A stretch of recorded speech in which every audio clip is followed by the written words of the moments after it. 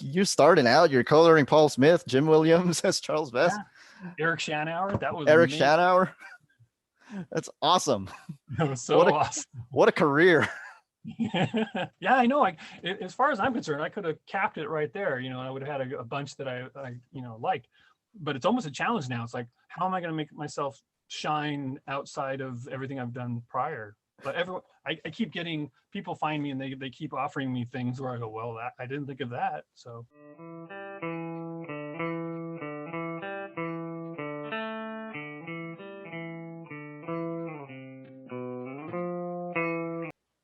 Welcome to the Comics Cube, everyone. Today I'm with Jeromy Cox. How are you today? I'm fantastic. Uh, how'd you get into comics? Because I know you were working outside of comics before you got into comics. Yeah, I've really read comics since I was really young. Like I had two collections that I lost, starting from age 3 on, and then in about I'd say the mid 80s, I was into comics, and then I was about to get out of comics, and then I found Sandman, and then that got me back in. And around that time, I got a job in animation, and then the video games. But the entire time, I was really interested in comic books, so I self-published my own comic, and from there, like within a year, I think I was interviewing at Wildstorm for Jim Lee. That Image had just started the same year. Yeah. And because I self-published my own comic, I think I had a step up. Plus, I knew Photoshop really well. That comic was Zombie Love? That's correct. Yeah. Zombie Love. Zombie Love. Yeah. You want to give the viewers an elevator pitch for Zombie Love? It's a tale of an undead, pumpkin-headed lord that's dealing with some romance problems. So, okay. Yeah, right in the Very same fun. vein as a Sandman or something like that. So. Oh, they're directly inspired by Murph Pumpkinhead, I assume. There was that, and all the other pumpkin heads throughout literature, basically. Throughout history. Yeah, I'm an October baby, so I've always been connected to Halloween. So when you were growing up, which comics were you reading? Who were your particular heroes? Let's see. Obviously read the Marvel comics when I was really young, and I was living in Mexico when I was about 3 or 4, and so I was reading Marvel comics in Spanish, and then when I moved back up to the States, I had others, Marvel collections, but then, gosh, high school and junior high, I met some friends that were all into comics, and so it was just the typical mid 80s kind of comics, and then I found stuff like Gore Shriek and the horror comics, and that really, oh, you can do this with comics. So. And how come you lost your collections? Is it because you moved or? Moving, yeah, and it did something where it made me latch on to them even more every time I would get comics, and so now I'm in my downstairs studio, and there's thousands and thousands of comics down there. You just don't want to lose them again. Yeah, I guess, yeah. And what was it about Sandman that hooked you back in for life? I think I picked up it was probably the Death, first appearance of Death issue. And I think I'd been picking them up and going, God, this artwork's great. And then I picked up that one and finally decided to buy it. And then I just really liked Neil's writing, and it wasn't coming at comics the way, I was reading, there was Dark Knight and all the other big comics. Those were, fantastic, but obviously there's just something different about Sandman. So you got in on the Death issue? Was that I've always wanted to ask this on somebody who read the Death issue off the stands. Yeah. What was it like when Death showed up and she was a tiny woman instead of? Fantastic. I've had to learn it over time, but you throw a pitch, or there's a turn in a story. So when you see something like that, you're like, oh, I never thought of it could be like that. So. Completely unexpected. And then Yeah. And what was the appeal of comics to you versus animation and video games? I was really, really focused on either animation or working for Industrial Light and Magic, doing Star Wars type special effects. So that was reading and thinking and planning about going to college for that, and the entire time I just kept reading comic books. And even though I would get jobs in animation or video games, or I was an art director, I kept coming back to I like comic books too much. And then when I got into them, first thing was I was self-publishing them. So I was touching every aspect of comic books. That hooked me. And then it turns into, you can basically tell the whole story yourself, where when you're doing animation or video games, there's so many other people involved, and it really dilutes any kind of focus, or if you really wanted to do something. So with comic books, you can have like 6 people and turn out like a really high quality, book. So at DC and Wildstorm, these other companies, Marvel, why coloring? Wow, that's a good. Well, I was gonna keep. I did keep self-publishing, so I knew I was, in control of my own comics, and I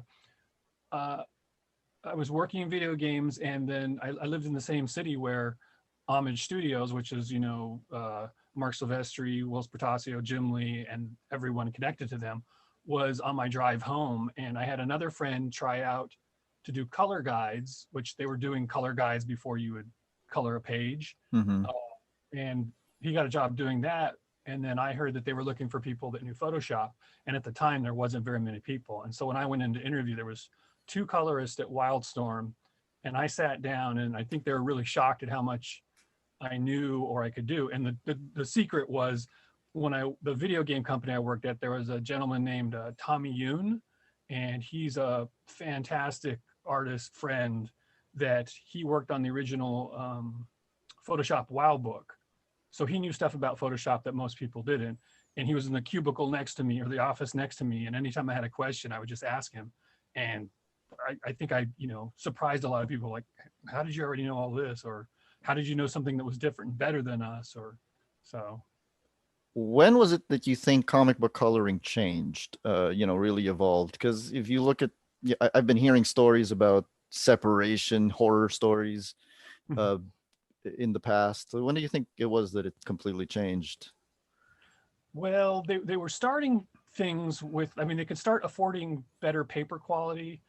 So they were doing things like on the big X-Men runs. And I think Jim and all those guys saw that they could do things more. And then when they went off to do their own comics, they didn't have to, go with what was already established.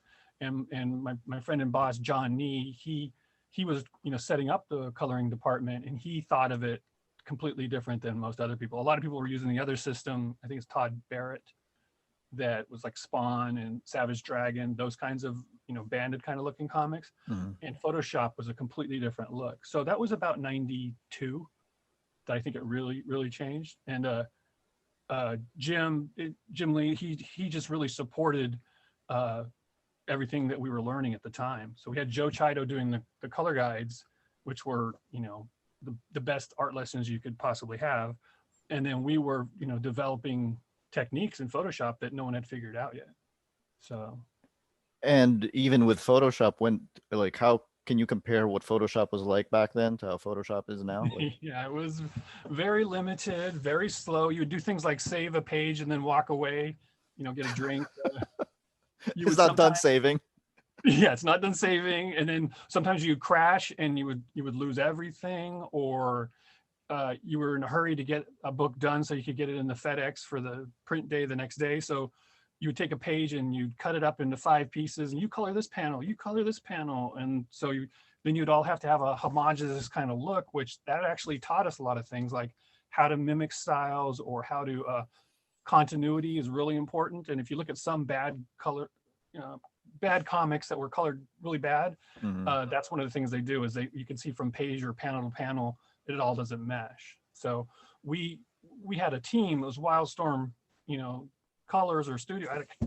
There's different names, but that was the way we did everything for a number of years. And not till my first single book, where I was coloring everything just by myself. I would have friends help if I was behind or late, but it was leave it to chance. And so it was up until that point, we were just separators. We weren't considered colorists, or they called us colorists, but it wasn't the same thing.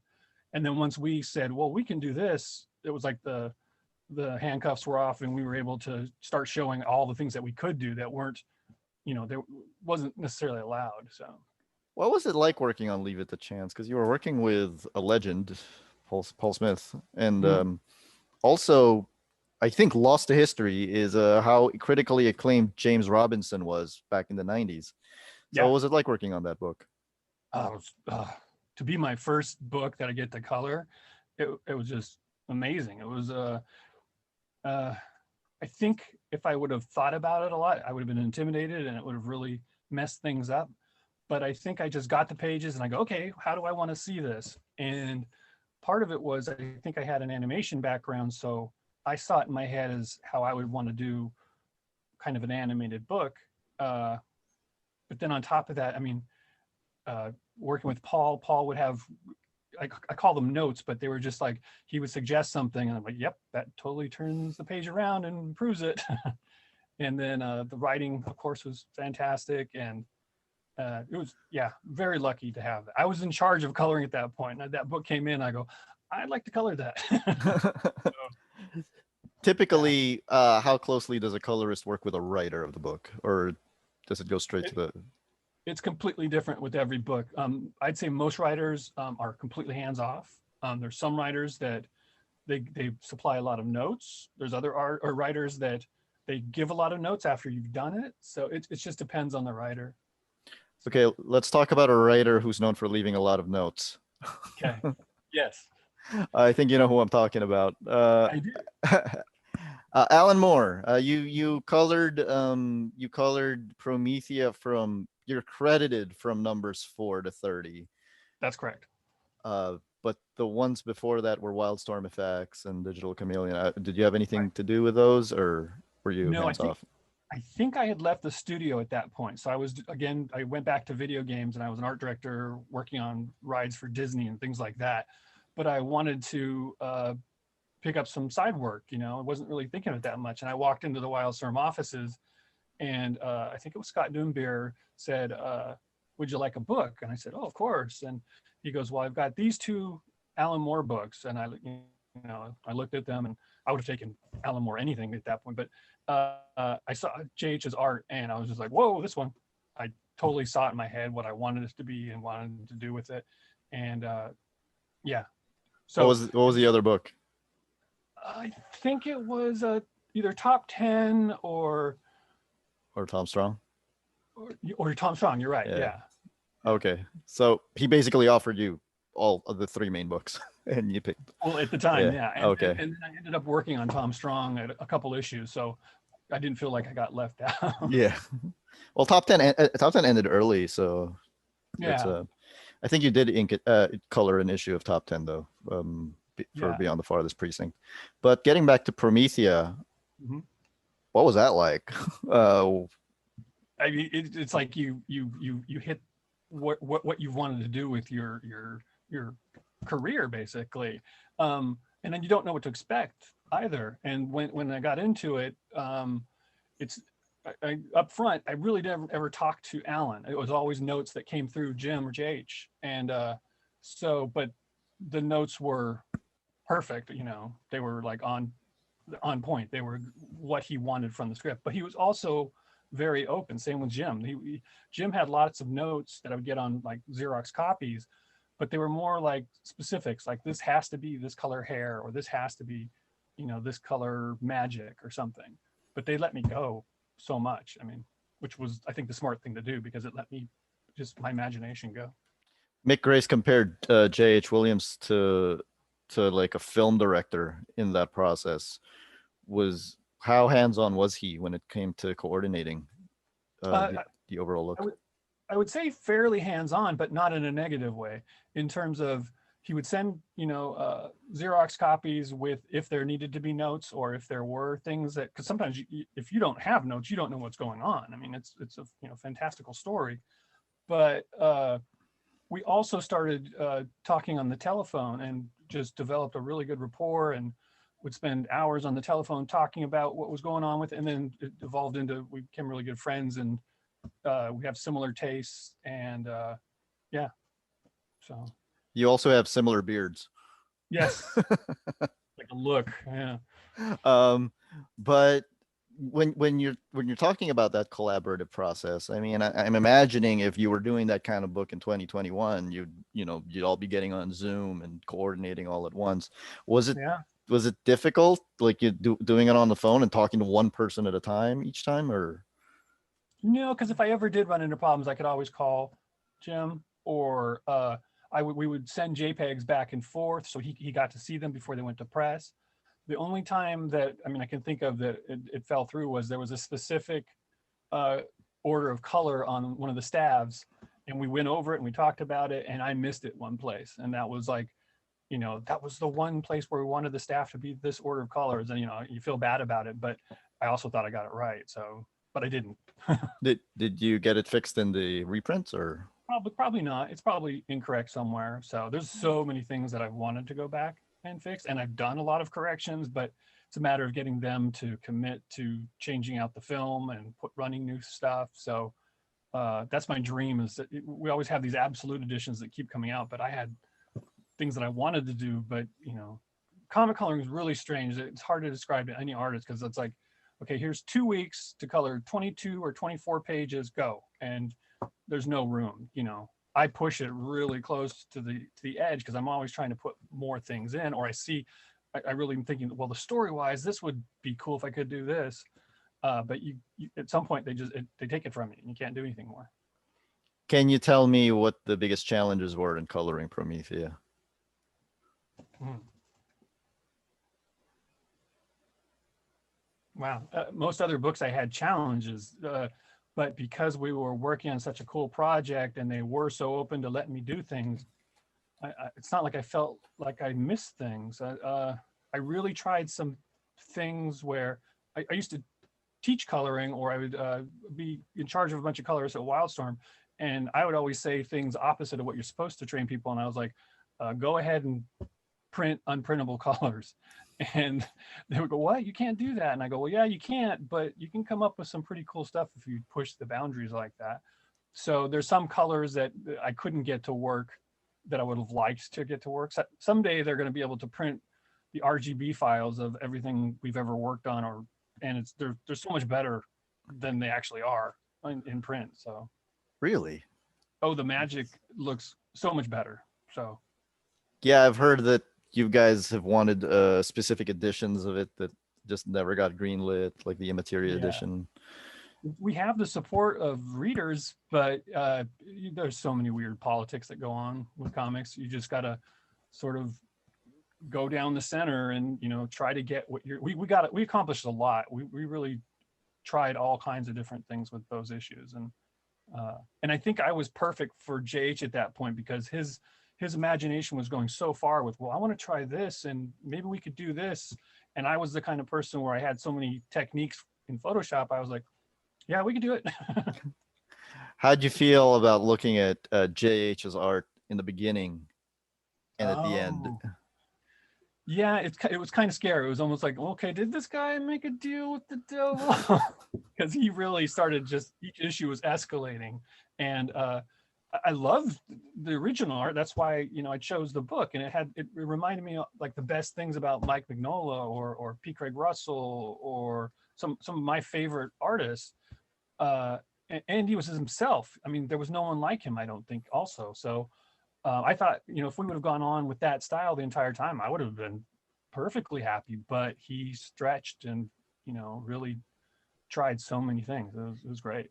Yeah, what I told him was that when he was working on the Starman fill-ins, he reminded me very closely of Tony Harris, like in terms of the design work and everything. And then when he got on Yeah, Promethea, it's just like they were on similar paths, and then all of a sudden he got on Promethea, and then he just went like this. yeah, yeah. Like, I'm going somewhere else now. Well, and I think something like this may sound weird, but something like Starman, you can use a lot more reference, because it seemed like a lot of characters with things, and you could sort of see how it was posed, or there was inspiration from photo reference. I could be wrong about that, but it quickly got into Promethea, where you couldn't really photo reference everything, and I don't think Jim does that at all. I think he eyeballs everything, which is kind of scary. He's the only other person I saw like that was at Wildstorm was Travis Charis, you just Oh. sit there and watch him, and he would just start drawing from one spot, and the entire picture would come out, and you're like, no pen. I mean, the pencils would be just like a circle and a line, and then it would just go. So Um, did you think, because in Promethea the color really stood out in a way that I didn't think color stood out in most comics back then. I mean, yeah, you had some stuff like Watchmen, for example, the way that John Higgins colored it, or the Milestone books were really very well colored. But it really stood out. Do you think that was it Alan, or was it just the whole crew, or was it Todd Klein that really said, let's just all make every aspect of the comic book stand out? my understand oh, every aspect, yeah. My understanding was that the book was about magic, and colors have a really strong attachment to magic. So it was kind of hinged on a lot of what I was supposed to do. And because of, JH had all kinds of ideas, we worked on it together. And, this color means that, or, let's use this color to try to tell this part of the story. And so, and also, like, when you're working on a lot of superhero comics, you don't get to talk like that. It's like, oh, his spandex is this color, and you can't really go that in depth with the story. Where this would be akin to me working on Sandman. It was just a different time, but Sandman had all kinds of story elements that could be done in the art or the coloring, which that's what you want to do if you're working in comics. Did the story of Promethea influence you in any way, or like in terms of your personal growth? Yeah. Of Promethea? Yeah. Did you? Because I Uh, know it was obviously it was super personal for Alan, and then I'm told it was also very personal for JH. Did you also connect to the story in that sense? Definitely connected to it, because it was lots of things that I was reading, or you know, they would start talking about something. It was a zeitgeist kind of feel, like, oh yeah, I thought it would go there. Or you'd learn complete new things about, actual people, or where the characters were going to go. It was also kind of like a roller coaster. You just got on board and you were going for a ride. So I didn't have time. Maybe in retrospect, they had influences, but they had more aesthetic influences, like things I would color afterwards. So it's like, yeah, I think the effect came later, and it was more about art, So Understood. Do you have a favorite issue that you did? I really like the day glow one, where it's like, we want to do, glow in the dark, black light type alien creatures. And I'm like, okay, I can do that. And then I did it, and everyone was like, kind of, oh, that looks great. And then obviously everyone likes this one. Yeah. Yeah, that was a lot of fun to work on, because you can tell, like, JH is like, oh, I wanted to do this, or through Alan, we wanted to do this, and then you get it and you go, okay, this is the right way to do that. And I would do it, and when I'd send it off, that would be a big thing too, is like when you'd get it back and there was no corrections, or they're like, yeah, this is great, or they have you change something, like you missed a sandal or something. That felt really good, that everybody was on board. So The 12th issue, can you talk about that one? Like, how was which one's 12? that's the one where every page connects to the next. That was great. I think I had similar ideas like that, but not for such a cool story. I think mine were like, ooh, what if this guy hits this guy and it goes across a couple pages? So when I got them, again, I think my Photoshop background, I knew how to handle it, so I could bring in all these large pages, butt them up together, and get them as close as possible, or paint them across. And there's something about the flow of your eye going across pages that I was able to apply that to what would be normally a gutter or the turn of a page. So, and it's really difficult, but it's fun. So that's interesting, because I assume that JH did not draw them all on one giant piece of paper, obviously. No, they were individual pages. I think he had them butted up against each other, and they didn't always completely match. Plus, you had the Scrabble pieces. Yeah. So, you had to make those flow and work, and yeah, it was perfect. You want things like that. After you've been coloring comics for so long, you want someone to go, can we do this crazy thing? And yes, you can. So, And then, so you are the first person probably to see that whole issue in one long strip. yeah, that's true. Because yeah, I did have a file so I could check against it, where I had them all pasted together. They were smaller, but I needed to see that. In my mind, I've always thought, like, if this sees this kind of print in the future, or if it's on this kind of display in the future. That's why I color my stuff at 600 DPI, where everyone else colors theirs at like 450, because Hmm. I'm always assuming that it's going to be reprinted in some form that we don't understand presently. Oh, it could be expanded or in a Hmm. museum. Or Yep. Or working at Wildstorm, Jim had, or somebody at Wildstorm had the great idea that, we're going to color these really high resolution because we never know when we're going to pull one image out of it and put it on a giant banner. So that's just how we learned how to do everything. And that happened all the time.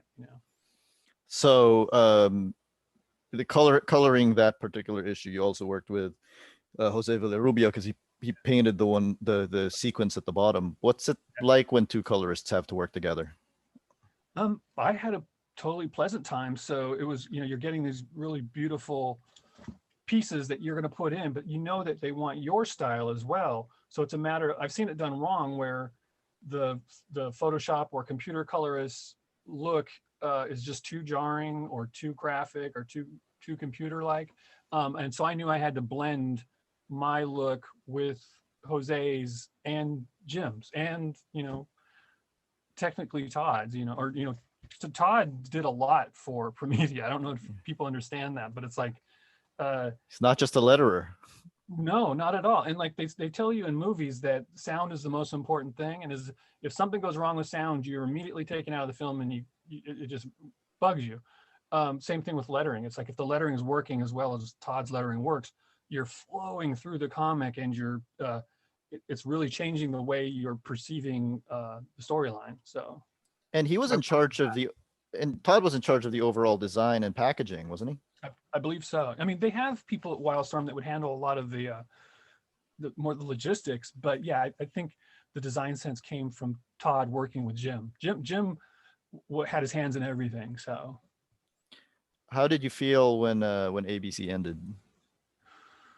oh well, I can't remember how it all went down, but I remember it was like Alan wasn't like I don't know if he was working extreme at that point, but I remember he wasn't that completely happy with that the way everything was going. So I can go back to when I was 15 or however old I was. I remember he came to San Diego Comic-Con and I went and saw him on that panel. So I'd had an attachment to Alan since mid 85, I think, or mid 80s. You were at the San Diego where he showed up? Yeah, That's a legendary San Diego. I hear people followed him into the bathroom. I heard that as well. I didn't, wasn't me. It's But it was the weird, same. people. Don't do that.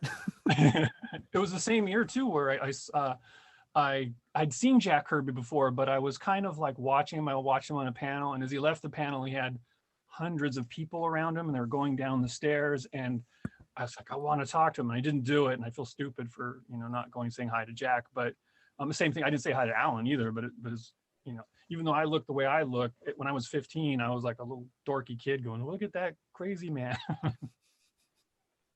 in a good way. I like Was crazy that men. was that the same con where that picture of Alan and Jack was taken? I believe so. Yeah. Man, what was that like? You saw Alan Moore and Jack Kirby in the same. Alan Moore, Jack Kirby, I think Bill Sienkiewicz was there, and Harlan Ellison. There was so many people that you don't understand. Everyone doesn't get to experience this, but I just happened to grow up and live in San Diego, so it was all brought to me every year. Every year I would get, here's the newest comics that everyone's gonna be talking about 30 years from now. So, for the sake of context, you were in San Diego before the San Diego Comic Con got super big. And it was the 80s where, that's a super big boom creative period for comics. Yeah. I feel like there's been creative periods since, but in the 80s, it was just so focused. What was the atmosphere like for the fandom and in the creative community? Very open and very supportive. The whole reason I was able to get into comics is because of so many people were generous with, oh, kid, you want to write a comic? This is how you do it. You go to a panel, you can talk to them afterwards. It sounds silly, but the whole reason I'm completely into comics is because of the GRU creators. They would set up every year at Comic-Con and you'd have writer, artist, colorist, letterer. And you could walk down the line and you could see how a comic book was made. And I remember watching Tom Luth whose colors grew, and I saw his process. I remember going home and I'm going to try to copy that. And that's how I first started coloring comics, is what I saw Tom Luth doing. And, it wasn't computer at the time, but I had to learn that process. And it was similar to animation, which I was into. It's like, not a cell, but they had like an acetate layer with the inks on it, and they would color with dyes underneath. So that Comic-Con was, it's like going to a college, or it was for me. That's interesting. Did you what's it like coloring other books that for DC, Marvel, the superhero stuff, your Spider-Mans, the Avengers Academy? What's that like in comparison to, we've spoken about Leave It to Chance and Promethea? Yeah, I think there's key books where I'm allowed to be a complete artist or colorist. There's other ones where they just want you to turn in the book as fast as possible, and that makes sense. It's commerce, it's a business. But because I've been doing it since '92, I'm always putting in the story things that I've learned on previous issues. So even if it's a dumb book, I'm still thinking it's like it's Promethea or it's Leave It to Chance. I never completely back off and just hack it. I used to have a nickname that I gave myself, which was called Hack Factor 10, and that was because I was making fun of, like, sometimes they wanted us to turn a book around in a day, and you could say no, but they would just give it to someone else, and editors wouldn't come to you. So there's sometimes where I would take a book just to help the editors or get money or something like that. But then there's other times where you want to spend months on a book and you only get 2 weeks. Does it tend to pay higher if it's on a big book like Spider-Man, or no difference? Only in the sense that up until sometime in the 2000s, there wasn't royalties for colorists. So one of the reasons I signed exclusive with Marvel at one point, after DC had been treating me fantastic, was because DC kept saying they were going to give royalties and it just wasn't happening, and Marvel was offering royalties. And I go, I want to be able to put this much energy into the coloring, and if people tend to like it, then I can get residuals from it and royalties. And that was a big difference. And there's a harsh thing too, where up until Jim started Wildstorm Colors, colors were treated terribly, financially and just respect-wise. And we never felt that at Wildstorm. Everyone vied to get, I want to get Laura on my book, or I want to get Justin Ponzer on my book. The artists understood that they can make or break a comic. Yeah. So that was totally different thinking. But once we left Wildstorm, you would run into writers and editors that do not respect you whatsoever. And it's like, oh, that's kind of sad. You don't like comics the way I like comics. So. It's interesting to me because, like, a running theme that I've been getting doing these interviews is that as much respect as pencilers get, the final product that people see are the inks and the colors. Mm-hmm. Do you think inkers and colorists are really super underrated? I guess some of it's that. When you get into comics, you can really quickly fall into, oh wow, everyone's inflating my ego.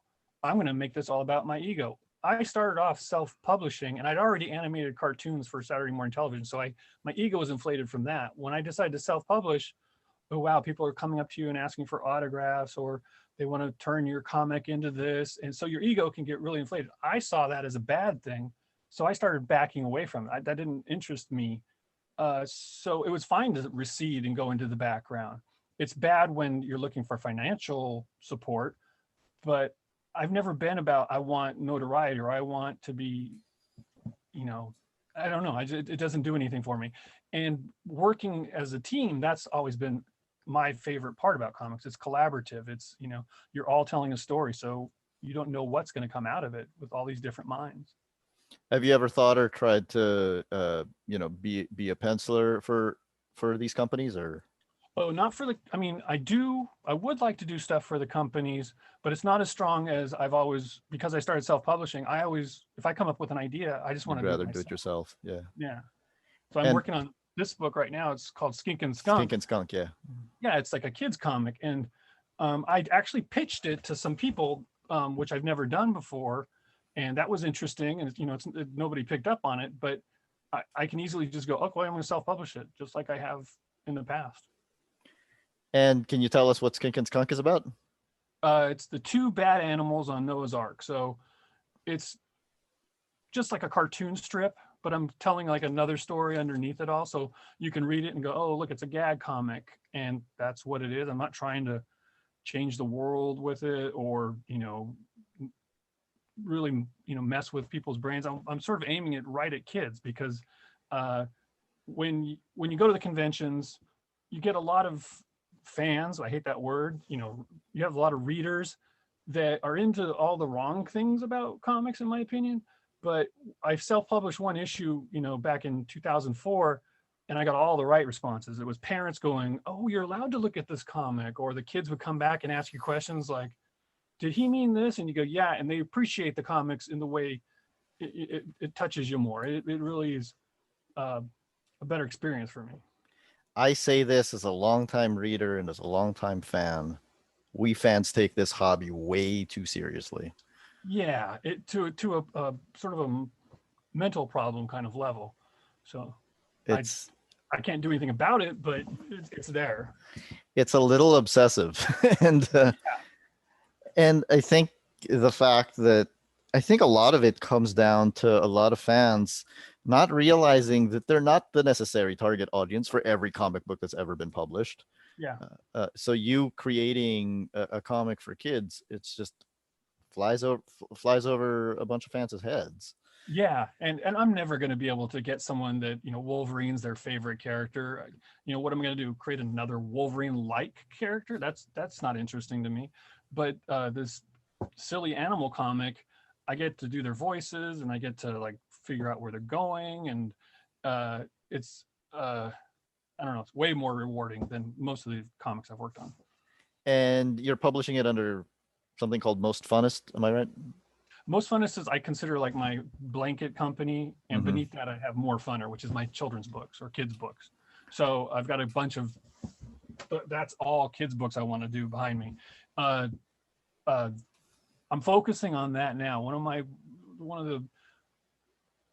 my problems is I think too much, or I'm too creative. I come up with all these ideas. I don't commit to finishing stories. So I've got 2 issues of Skink and Skunk done. I'm about to finish the 3rd, and I want to get all 4 done before I publish. I don't know if that'll happen, but I just want it to be out, just go. Are you going straight to self-publishing, or are you going to Kickstarter it, or? I'm going to try Kickstarting. I've never done it, but I think this is perfect for it because it's done. And I'm thinking about giving not giving, but having the strips like as one of the rewards. So you can Sweet. get like one of these. I don't know how much you're supposed to charge for things like that, but I want to make it low enough so I get a number of people to do it. And then I get to print the book and I can have all those prints. They can have the original art because otherwise it's going to sit in my office. So. And you're creating them as strips, but you're publishing them in book form. In book form, and there's a secondary story that goes on that you're not going to be able to find out unless you, because I'm not going to put it online, the secondary story, but it goes a little further into who the characters actually are. So I think I'm giving stuff away, but What kind of what kind of cues are you taking? What would be your influences for publishing something that looks like a regular daily strip and then publishing it in book form, like in terms of pacing or in terms of fitting them into one strip chunks?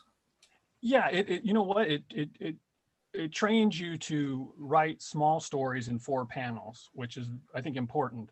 I've done in the last 4 or 5 years, I've done stand-up comedy, and you have to write differently for that as well. So I've been using lots of different things to write shorter, write to the point, have turns, and you have to do it in a limited space. And these are perfect for that.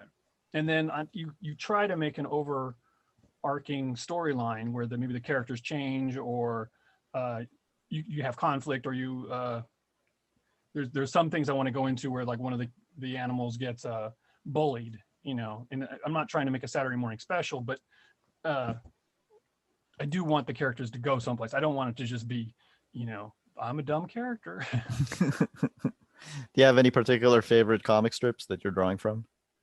For this, I mean, it's the obvious ones, Calvin Hobbes, Far Side, Crazy Cat, just the typical ones. I mean, I'm not breaking any grounds with that. So I think there's a lot of animation influences in terms of like Warner Brothers or, Yeah. yeah, Tex Avery, that kind of thing. It's kind of insane. Every time I mention comic strips on this channel, Calvin and Hobbes gets mentioned. Yeah, it was hard to avoid it. It was so good.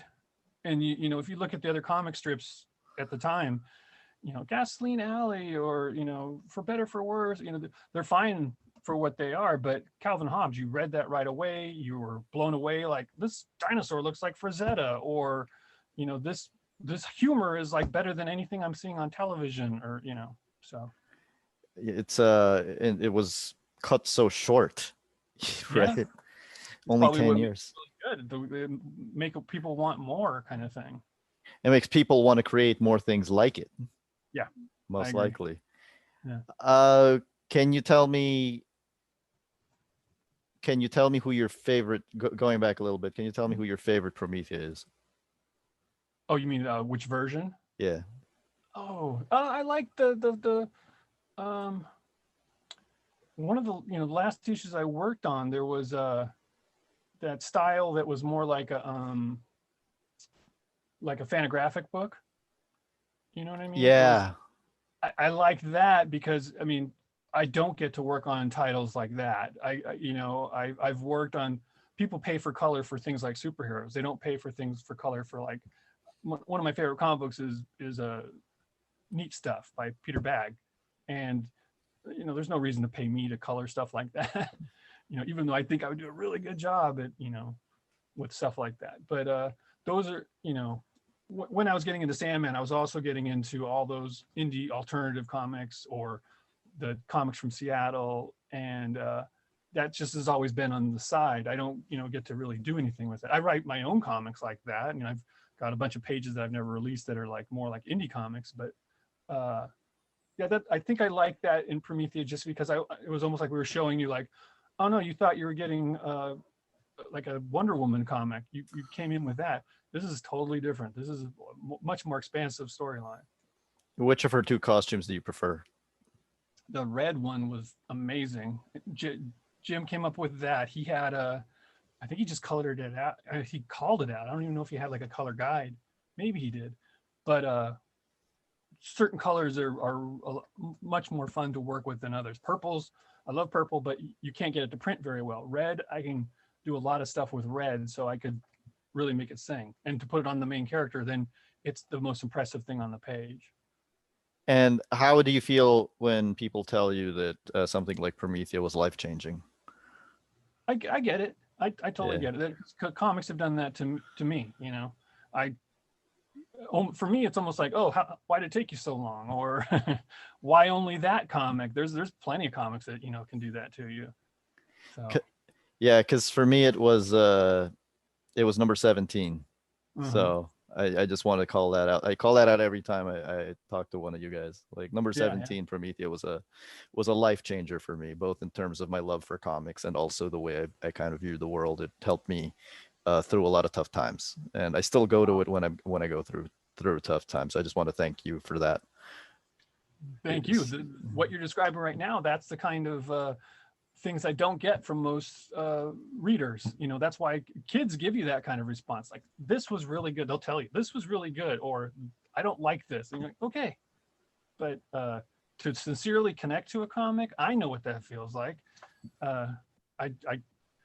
Maybe that's why I continue to pursue it, because I'm always thinking, like, I was working on a Future State book, which is a DC book, with very little connection to things. But I treat it like this is the most important book that someone's going to read. And so I put all these little details in that are important to the story.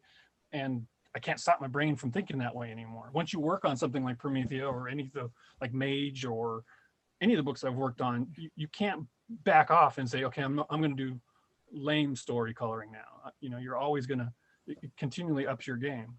And that's why you keep getting hired. The Future State Black Adam, right? Yeah.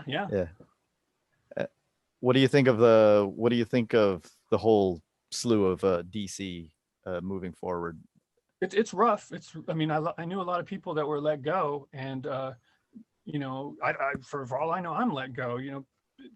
It's sort of uneasy right now, but I'm not worried or stressed about it because I'm going to continue to work on comics no matter what. But I also look at it like I've been through a number of downturns in the industry where everyone doomsays everything's going to go away. Yeah. Maybe it will, but I don't think so. It'll evolve, and younger people are not going to let someone say you don't get comic books. They're gonna pursue it themselves. And I just feel like everything's going to go digital, even if the print Yeah, industry dies. See, which that's, is yeah. good. I mean, that's the thing where people say, like, oh, comics are dying. It's like, no, print is not doing very well Yeah, in general. It's not comics, it's print. yeah, and if it does well enough, then you're gonna make prints. You're gonna do printed comics. There's plenty of comics I've worked on that does not deserve to be in print. They weren't that great. And I'm not saying it's because of me. There's probably some comics that I didn't color that well, but it's more or less like we got addicted to that pamphlet concept. We got to do the same thing every Wednesday. We got to go pick up this comic like this, and everyone talked about how in Japan and Europe it was more about graphic novels or working on a Yeah. piece for an entire year, and we're just getting to that now, which is fantastic. My goal is to work on my own Skink and Skunk things, but if I do want to do coloring work, it's ideal if I can connect with someone and say, let's work on a book for a year and then make it sing and be able to look at it for a couple of weeks before we go to print. And that would be the best thing for someone like a colorist to do at this point, because I'm good at doing the monthly.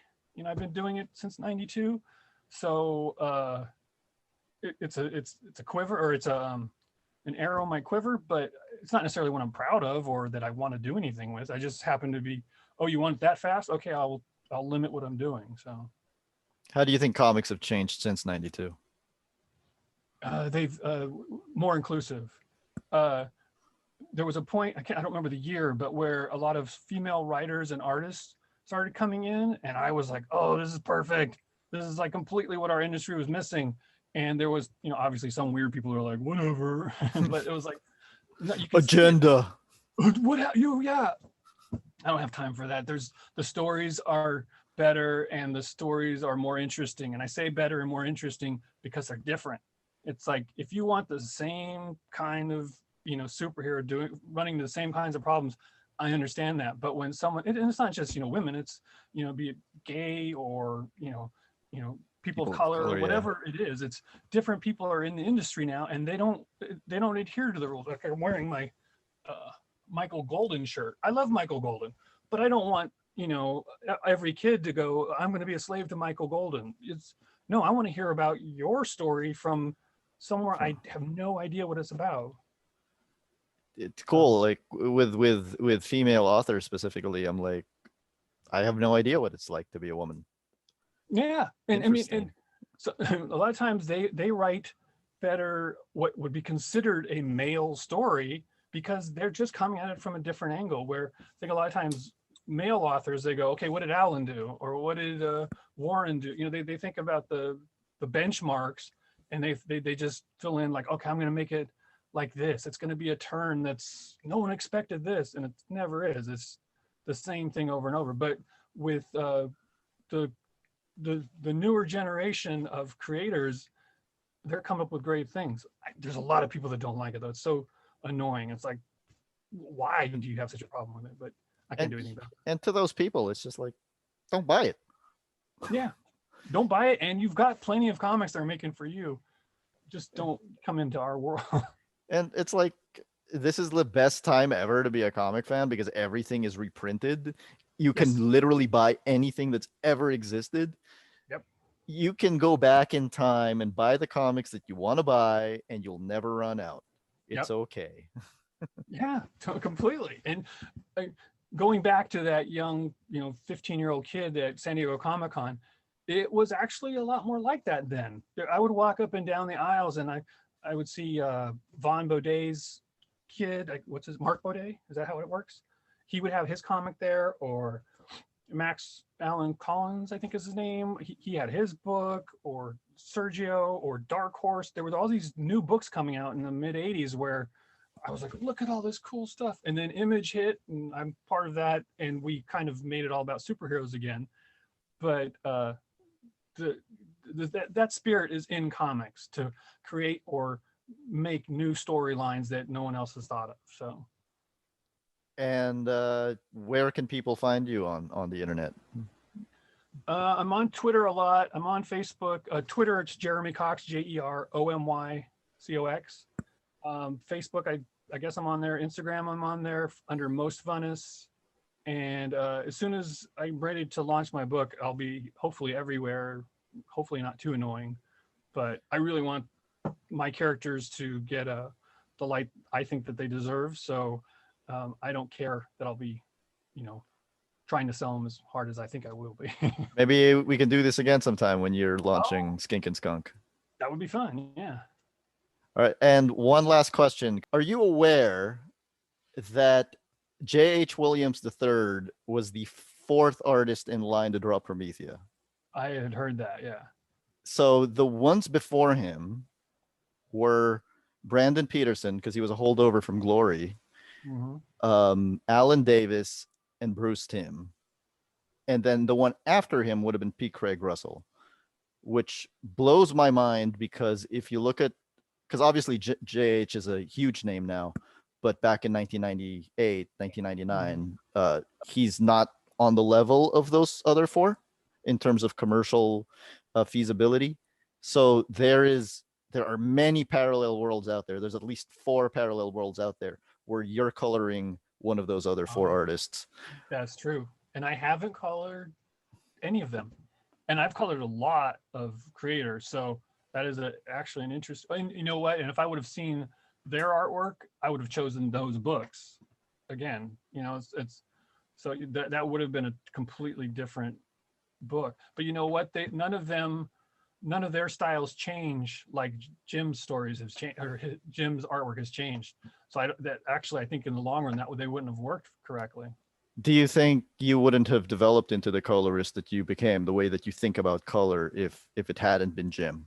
Yeah, because I had all those ideas of things I wanted to do with color or things I could do with Photoshop, but I wasn't being given the opportunity very much. I kept getting the same kinds of storylines.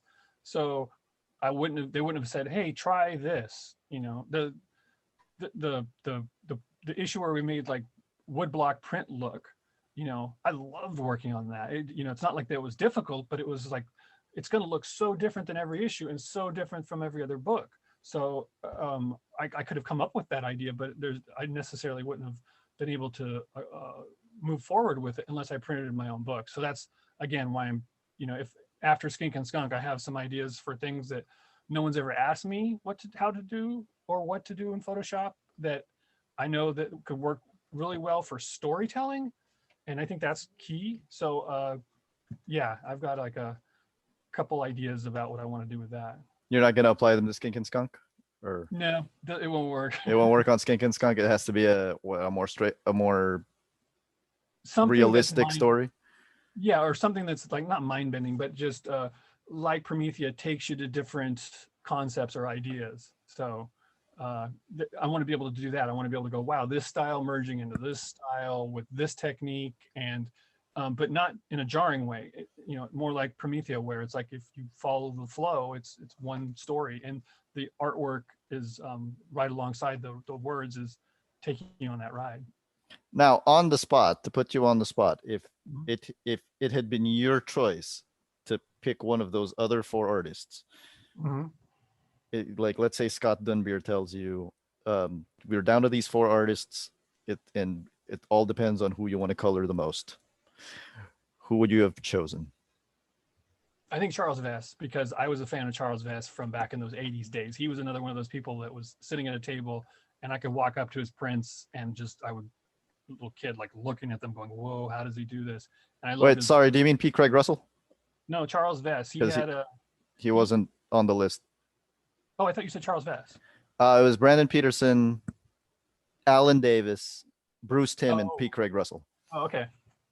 Well, then Oh wow, that's harsh. I think it would have been P. Craig Russell because it would look different than everything else I've done. Bruce Timm would be fun, but it would be very limited. I think I wouldn't be able to do much. It would be more that kind of look. And then Brandon was in Homage Studios with us, so I don't think I've worked on anything of his, but I was alongside of him. And then what was the last one? Oh, Alan. I Alan. colored some stuff for Alan for Marvel and some of my favorite stuff, but it was more superhero like stuff, and I would rather have done like what I did with Jim or P. Craig Russell. Yeah. You did end up coloring Charles Vess on Promethea, though. Oh well, you're right. There was that one. There was that one issue. Yeah, you're right. Man, what is it? You're starting out. You're coloring Paul Smith, Jim Williams as Charles Vess, Eric Shanauer. That was Eric amazing. Shanauer. That's awesome. That was so awesome. What a career. Yeah, I know. As far as I'm concerned, I could have capped it right there. You know, I would have had a bunch that I liked. But it's almost a challenge now. It's like, how am I going to make myself shine outside of everything I've done prior? But I keep getting people find me and they keep offering me things where I go, well, I didn't think of that. So yeah, it was like, what a career in 5 years. Yeah, that's weird. Like, it's amazing.